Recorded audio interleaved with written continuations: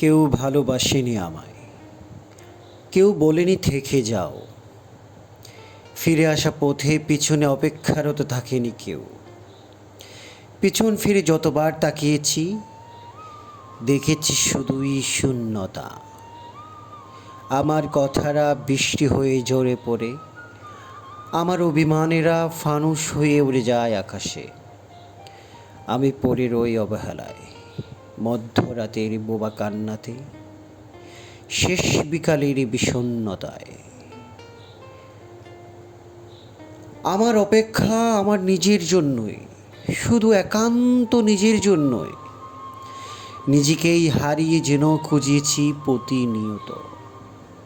তোমাদের অন্য কারো জন্য মায়া হয়, আফসোস লাগে, অথচ আমার অথচ আমার নিজের জন্য নিজের কি যে মায়া হয়, কি যে আফসোস হয়।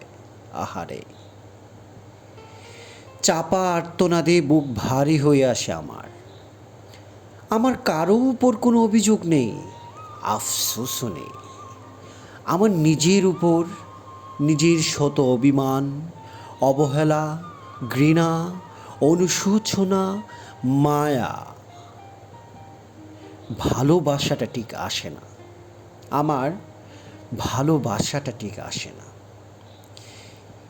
কেউ ভালোবাসেনি আমায়, হয়তো আমিও না।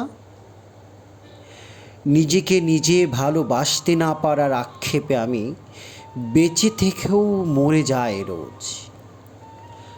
আমার শত অভিযোগ, আহ আমার শত অভিযোগ আমার নিজের উপর, অন্য কারো উপর না। কতদিন কতদিন হয় নিজেকে ভালোবাসা হয় না, কতদিন হয় নিজের চোখে আয়নায় মুখটা দেখা হয় না, কতদিন হয় নিজেকে ভালোবাসি না। আহা। লেখা মেহেদী হাসান শুভ্র।